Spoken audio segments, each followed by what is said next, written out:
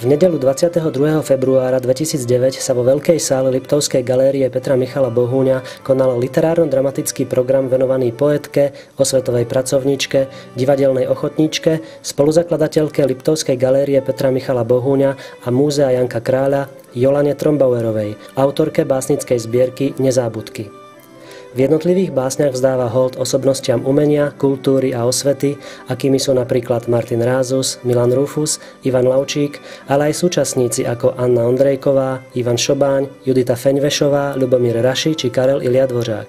V závere programu primátor Liptovského Mikuláša Jan Blcháč knižku pokrstil a vďaku vyjadrila dcéra zosnulej autorky Norika. Keď sme začínali a keď ma oslovila pani Matejková na vydanie tejto knižky, netušil som v tom čase, čo všetko obnáša táto skromná básnická zbierka. Dnes sa ukázalo veľa osobností, ktoré tu boli prítomné a hovorili sme o mnohých osobnostiach Mikuláša, ktoré nás predišli na ceste do večnosti a je to dobré, keď sa osobnosti mikulášske takto prezentujú.